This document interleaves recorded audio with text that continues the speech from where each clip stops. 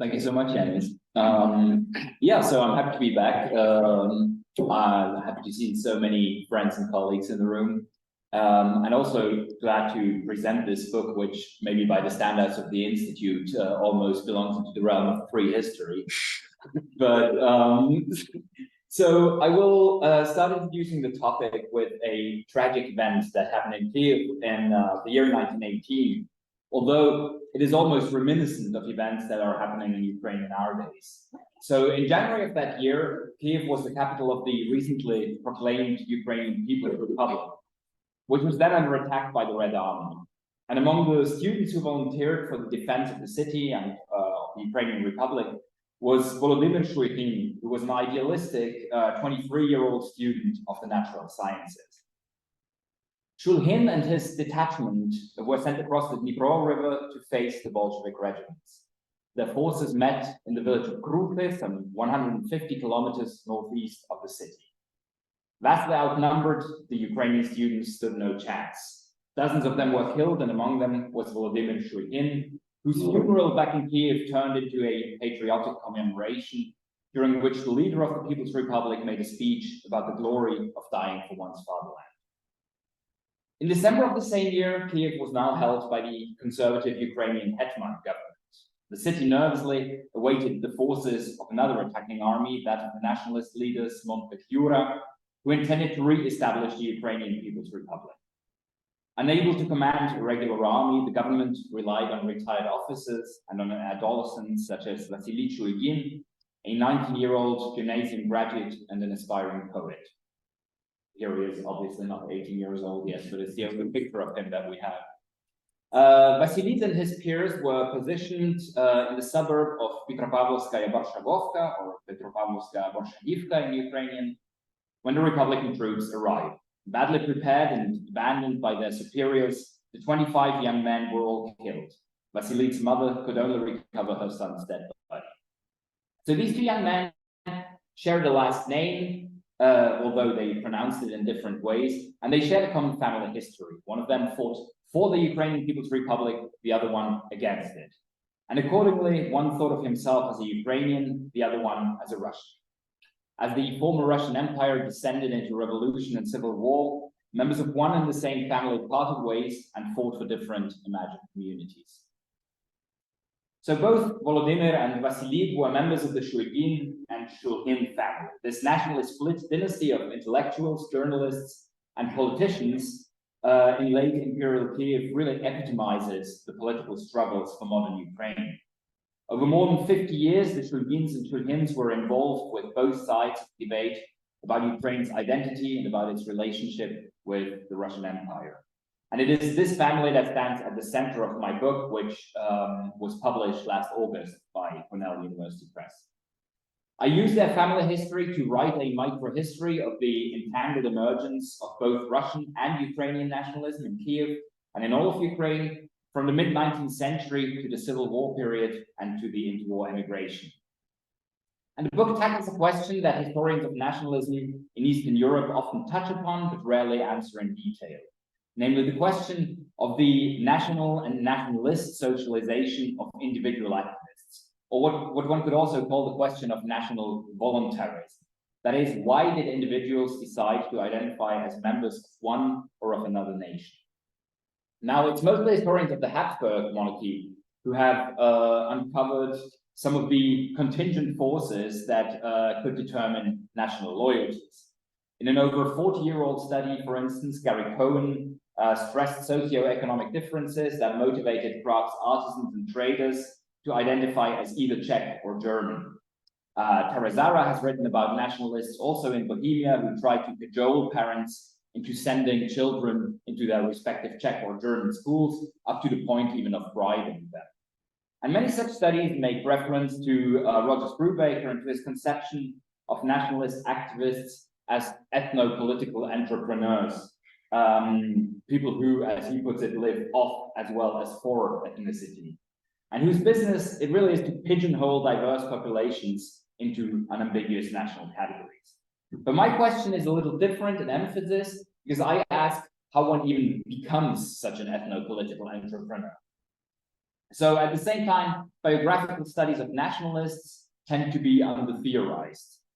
Their authors are often themselves nationalist sympathizers, and they tend to rely on an assumption that Jeremy King has criticized as ethnicism. For King, ethnicism is a kind of tautological genealogy quote, an attempt to explain who joined which national movement. When an individual became national in a German sense, that was because he or she belonged to the German ethnic group. So ethnicist explanations of nationalist mobilization are really self-fulfilling prophecies. In such a reading, nationalism appears as the natural response to imperial rule, as a response in which people only defend what is already their supposedly pre-existing ethnicity. And by moving beyond this assumption, and by questioning the underlying political motives of nationalism, I argue that we can learn a lot about nationalism precisely as a political project. And this is particularly the case in a place like 19th century Ukraine, where there were two nationalist projects vying for the same population, in this case, mostly the Orthodox peasantry. So on the one hand, as you will know, there were Ukrainian nationalists who envisioned these peasants as a separate Ukrainian nation. On the other hand, there were Russian or all Russian nationalists who saw the local peasantry as Little Russians, as a slightly distinct but inalienable branch of a larger Russian nation, alongside both Great Russians and Belarusians. So both of these sides wanted to mobilize the same Orthodox peasantry for their nationalist project, but before they could even begin so, they needed to mobilize activists from the intellectual elites. And this is where people such as the Shul'gins and Shul'hyns come into play. So the book really advances three main arguments. First, I argue that nationalism among 19th century intellectuals needs to be understood as a deliberate choice of path. So these men and women first decided to support a political project, and only then they began their self-fashioning as members of unambiguous imagined communities. These choices were, of course, not random, but they were conditioned by political worldviews, by social milieux, by family ties, or by generational dynamics. Nationalists consciously appropriated the image of a stable and unified national identity, and they cultivated those aspects of their personal backgrounds and biographies that were suitable to this narrative. So in other words, national consciousness often preceded national being. It is only in the following generations that choices of path led to path dependencies. Growing up in nationalist households, many children of activists ended up understanding themselves as members of the same nation that their parents had once chosen. And therefore, second, I also emphasize the importance of private homes and of family life as sites of nationalist socialization. So in late imperial Russia and Ukraine, families offered social networks that could be instrumentalized for political purposes. The family functioned as both an organizational nucleus for political movements and as an ideological model of the patriarchal nation and state. The private household of the family provided a safe space to pursue semi-legal cultural and political activism. And of course, the politics of private life were highly gendered. But at the same time, they created opportunities for women, women whom the state excluded from bureaucratic and electoral politics. So idealized as mothers of the nation, these nationalist women acquired political agency without usually participating in the typical feminist struggles for voting rights and for legal equality. But as homeschool teachers, as domestic ideologues free from the constraints of a repressive state, even as journalists, as writers, they were crucial participants in these national movements. And finally, the book offers a new interpretation of the relationship between rivaling nationalist projects and the imperial state. As I said, both Ukrainian and Russian nationalists tried to mobilize the same population, and this meant that they often pursued similar short-term projects, whether it be ethnography, linguistics, historiography, and so on. However, they had very different political ends in mind. Ukrainian nationalists wanted to federalize and to democratize the empire in order to accommodate local cultural peculiarities. Meanwhile, imperial loyalists and Russian nationalists sought to use the existing autocratic state in order to improve the peasant situation, while at the same time assimilating the peasants completely to Russian imperial culture. Both sides continue to look for common ground, but their paths increasingly diverged over the long 19th century. And as the Russian-Ukrainian dichotomy became entrenched in educated society, even previously neutral individuals had to choose sides. And so these different political projects to reconstruct the relationship between the state and the masses ultimately led to the fracturing of the elites along nationalist lines. So my book traces this process from its beginning within Kiev's Orthodox intelligentsia in the mid-19th century. It then includes a detailed study of the underground activities of the local Ukrainophile milieu under the anti-Ukrainian restrictions imposed by the government in 1876. And it also includes an examination in chapter 3 of the rise of the Russian nationalist network, which centered around the Shul'gin family and its newspaper business.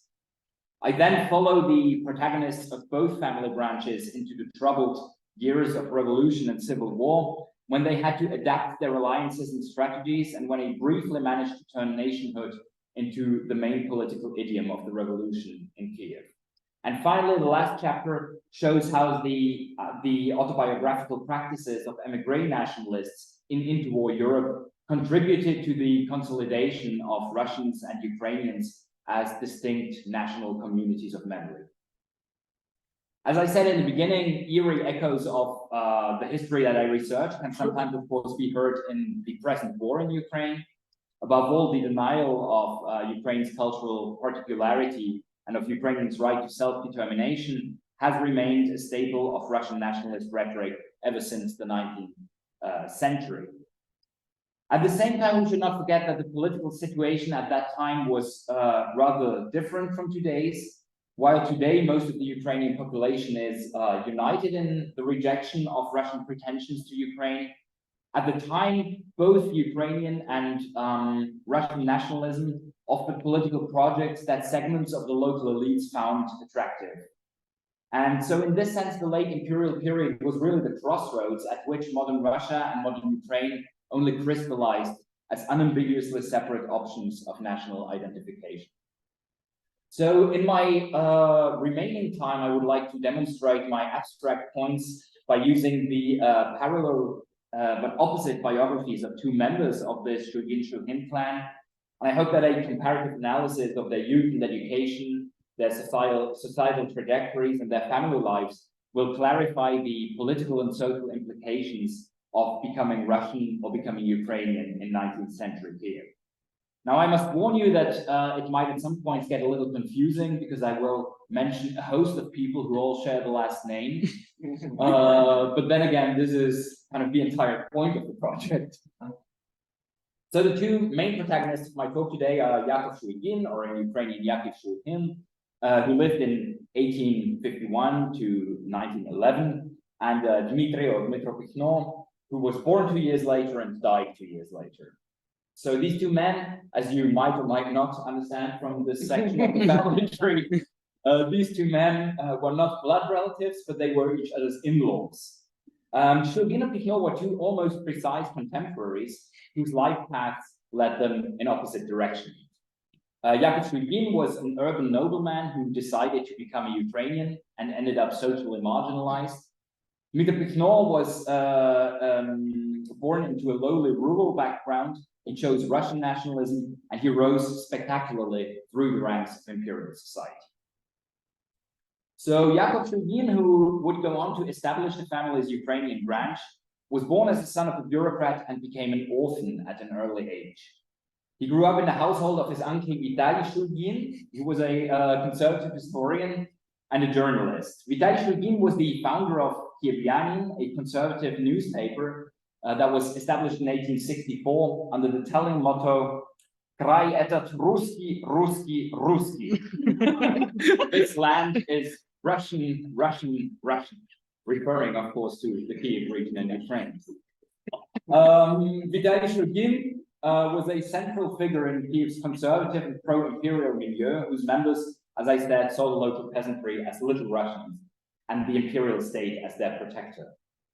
However, young Yakov received very different ideological impulses when he was a student of history at Kiev University. So studying history can actually change your life. At that time, the most progressive lecturers at the university tended to be Ukrainophiles, and Ukrainian nationalism became attractive for students precisely because its leaders were among the most dynamic young intellectuals in the city.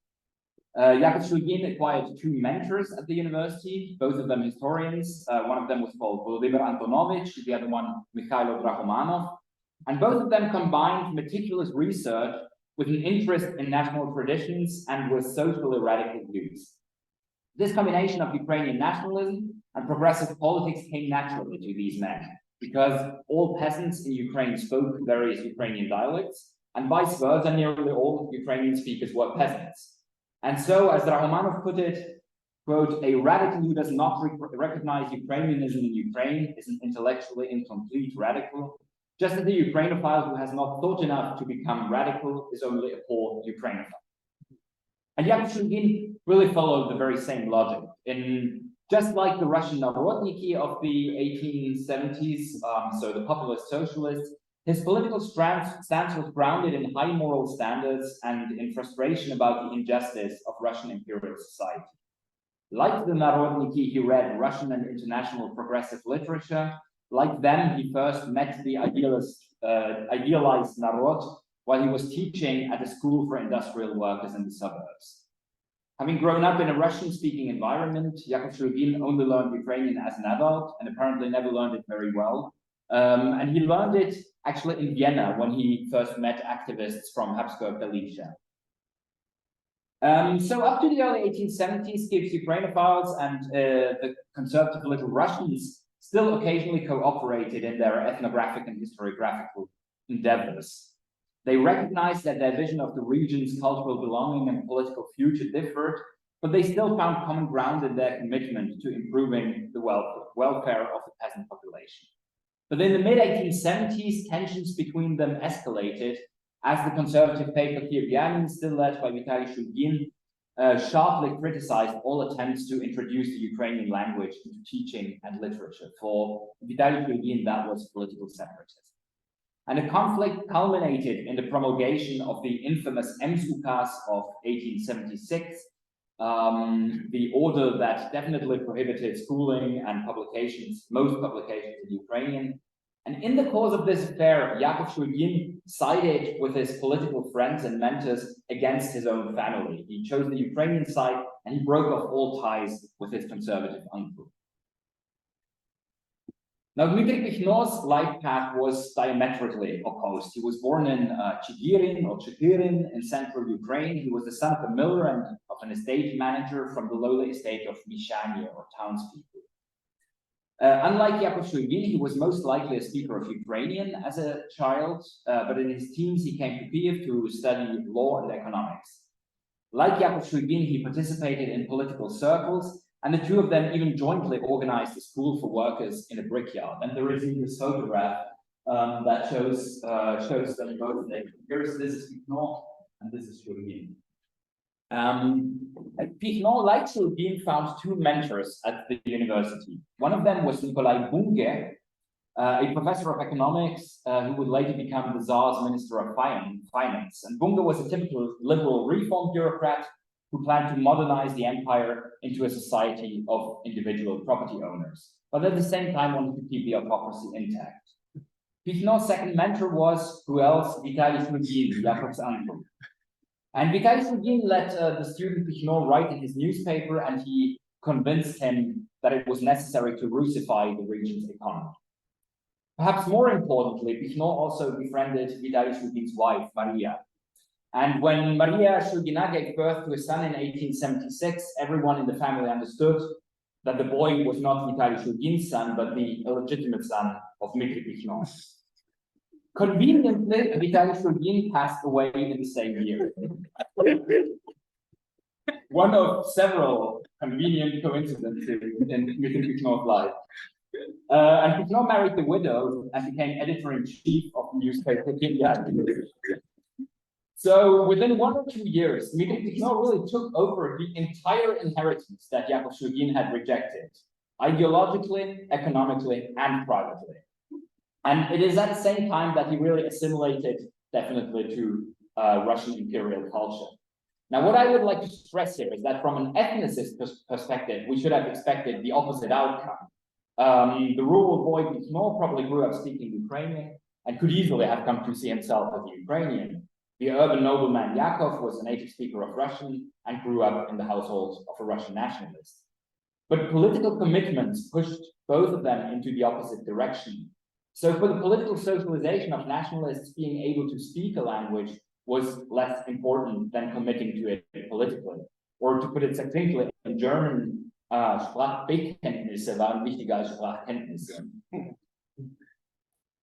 So after this reversal, the two biographies evolved very differently.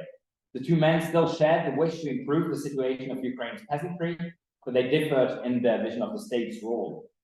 Russian nationalists like Pichno saw the centralized imperial state as a suitable instrument in the attempt to strengthen the peasants' economic position. For Ukrainian nationalists, meanwhile, the state was an obstacle. And so, given that the goals of Russian nationalists aligned largely with those of the state itself, it is not surprising that the authorities often encouraged them, while they moved repeatedly against Ukrainian nationalists. And above all, as I said, by prohibiting the Ukrainian language in the MSUKAS in 1876.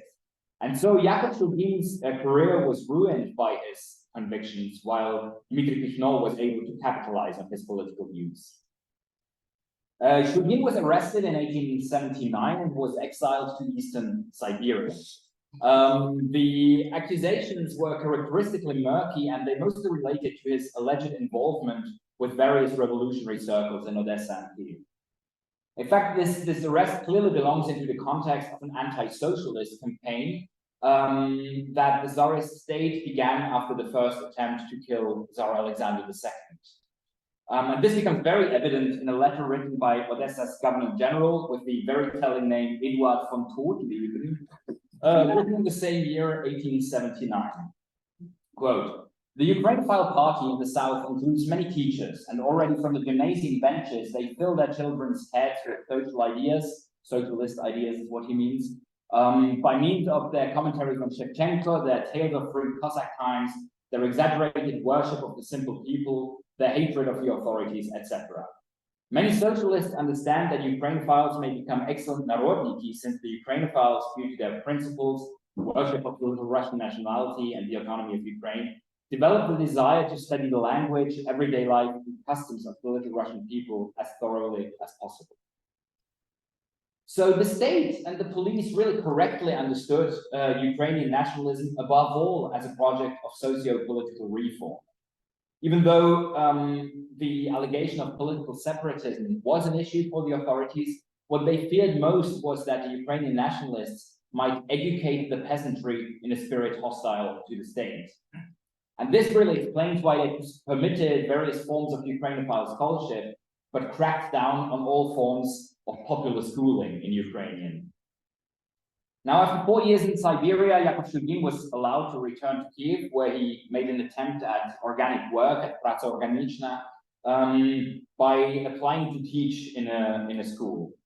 However, the police classified him as unreliable and blocked him repeatedly from getting employed.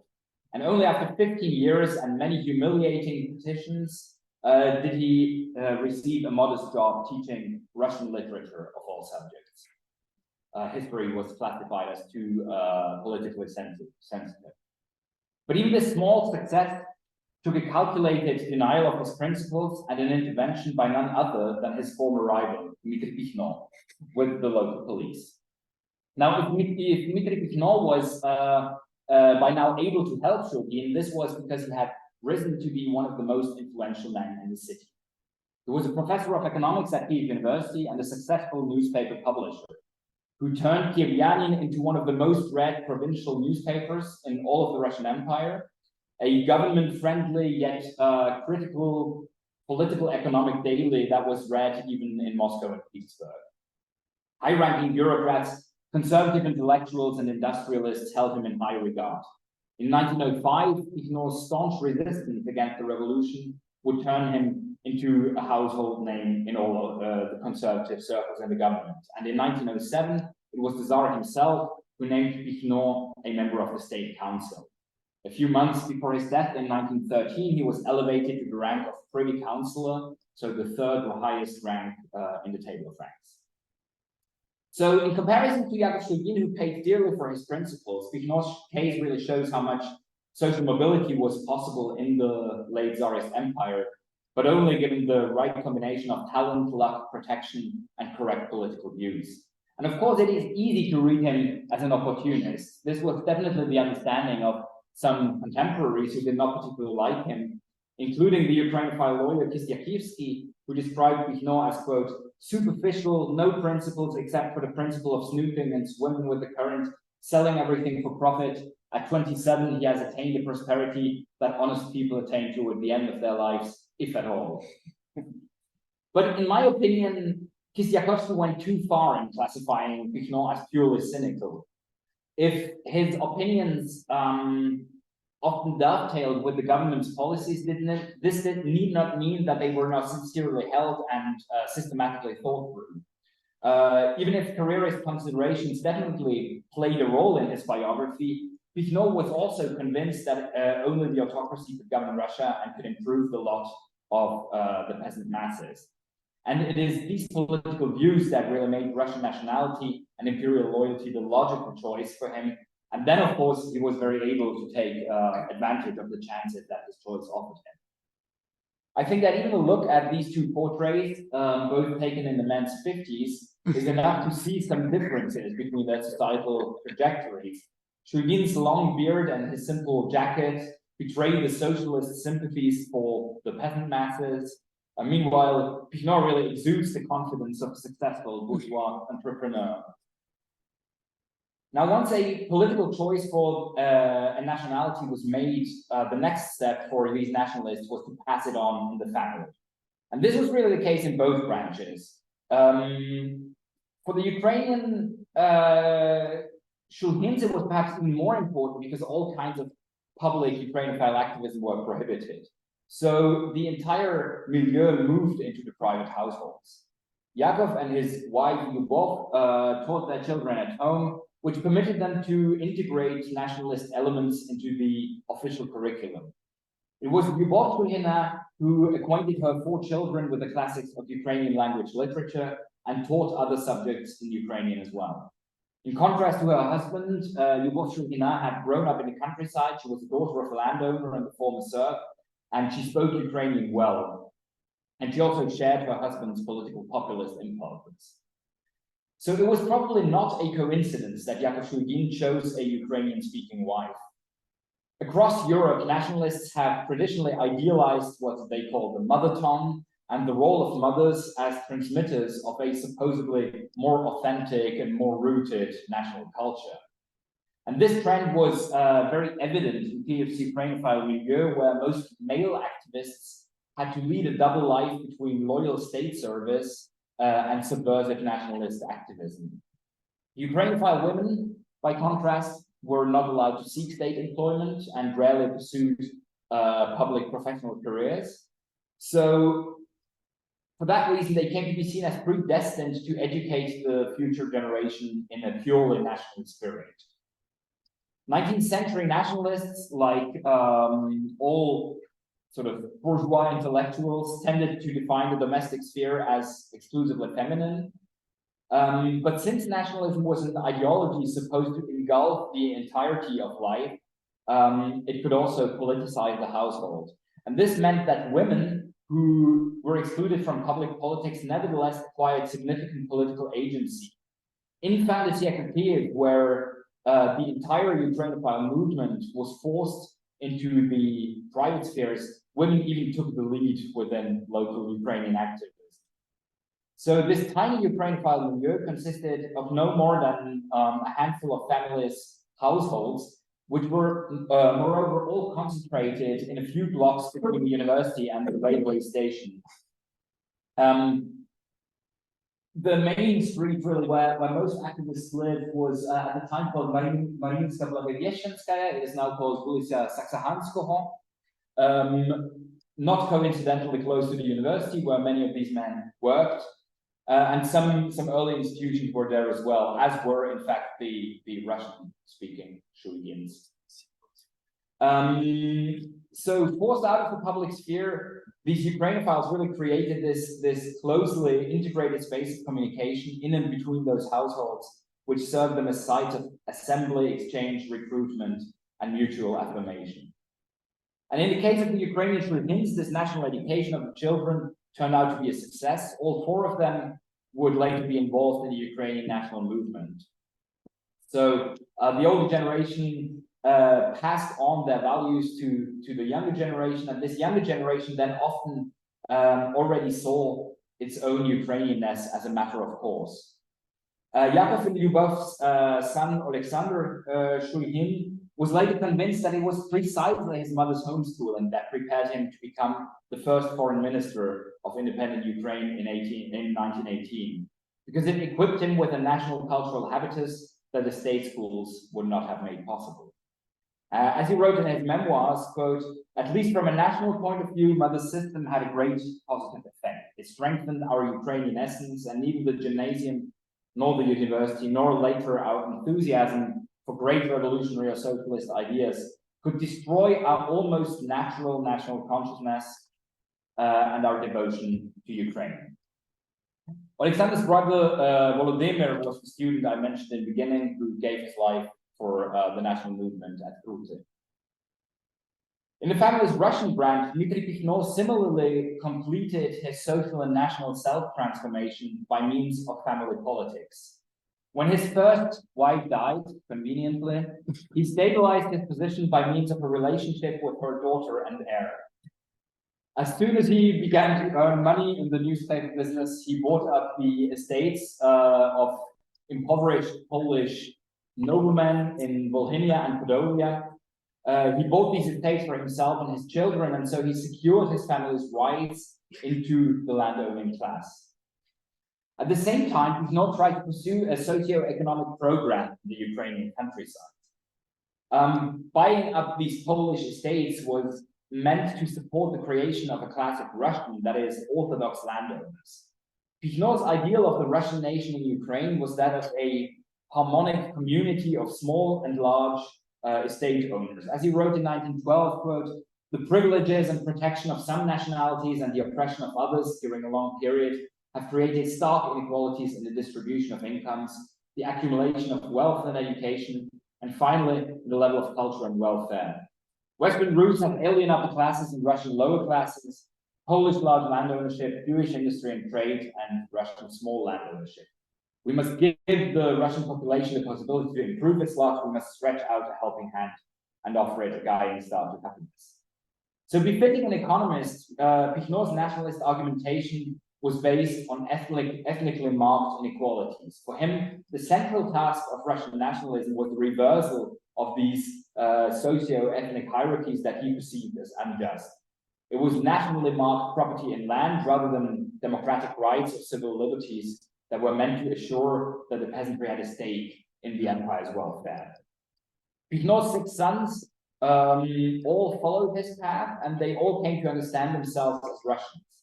The crucial difference here is, of course, that unlike the Ukrainophiles, Russian nationalists could largely rely on the state curriculum to inculcate their preferred values into their children. The best known of Pichno's sons was Vasily Shul'gin, who was the eldest and illegitimate son, who became a successful leader of the Russian nationalists in the semi-constitutionalist political system of the State Duma, and later on a popular memoirist in the interwar emigration. He and his brothers never questioned their father's national choice. For them, it was simply natural to be not Ukrainians, but Little Russians, and as such, they believed the most Russian of Russians. And like their Ukrainian relatives, some of the Russian Shul'gins also died in the Civil War, fighting for various national armies, including Pichno's grandson Vasily, whom I also mentioned in the introduction. So what the story of the family really tells us is that this political project of nationalism required an active and conscious self-transformation by the nationalists. Yakov Shul'gin chose the political project of Ukrainophile socialism as a kind of going to the people. He learned Ukrainian, he studied the region's history, and he found himself a wife who had a closer connection to the local peasant culture. Dmitry Pichno chose the side of the imperial state and therefore assimilated fully to Russian language imperial culture. Neither of them had a predetermined essential ethnicity. Both of them began to cultivate the idea of a stable national identity after making a political decision. And so again, it is their national consciousness that determines their national essence, and not the other way around. In the following generation, possible choices were already narrowed. There was a path dependency that led children of nationalists towards the chosen nationality of their parents, even if some cases exist where the young generation criticized, modified, or even rejected the national products of their parents. In the book, I argued that the consolidation of both the Russian and Ukrainian nationalist milieus was completed only in retrospective. In the autobiographical writings that the young generation produced in their interwar immigration. In these memoirs, of course, nationalists tended to naturalize their own nationality and to inscribe themselves into a teleological national historical narrative. Retrospectively, they made the formation of national camps seem like a logical consequence of pre-existing ethnic differences. But they glossed over all the many ambiguities of individual biographies. So Alexander Shul'gin, the son of Yakov Shul'gin, really portrayed the choice of Ukrainian nationalism as simply a return to the family's ethnic roots and as a rejection of the denationalizing artificial imperial civilization. As in the excerpt I quoted earlier, he sketched his own life as a teleological path towards full development of what he called his Ukrainian essence or his almost natural national consciousness. By contrast, as I hope to have made clear by now, my own analysis emphasizes the contingencies and the possibilities of choice that characterize this historic crossroads at which Ukrainian and Russian nationalism parted ways. Now, this might seem like simply a retrospective postmodern deconstruction, but in fact, some contemporaries shared this precise view of nationality. The Polish literary critic Jerzy Stępowski, who grew up in Western Ukraine around the turn of the century, similarly pointed to this voluntary aspect of nationality in Ukraine during the years of his youth. I quote, "The sons of Poles sometimes became Ukrainians. The sons of Germans and Frenchmen became Poles. If a Pole marries a Russian woman, my father used to say, their children are usually Ukrainians or Lithuanians." In these times, nationality was not an inevitable racial fate, but largely a matter of free choice.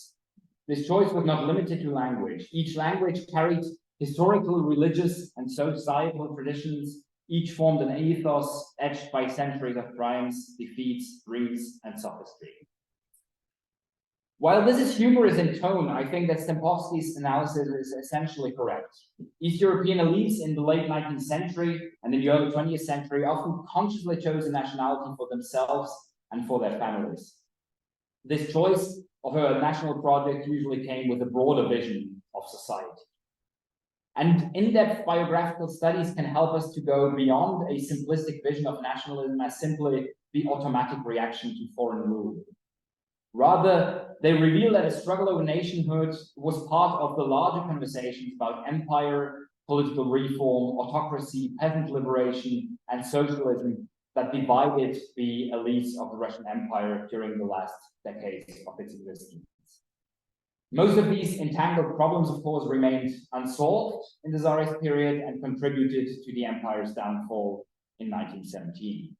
And despite the enormous upheavals of the Soviet century, some of these 19th century struggles still cast their shadows on our own days. And this, of course, is most obvious again in today's Ukraine, where a radicalized version of all Russian imperial nationalism is again used to justify a war of aggression, while the anti-imperial nationalism of the Ukrainian defenders sometimes also draws on the ideas of their 19th century predecessors.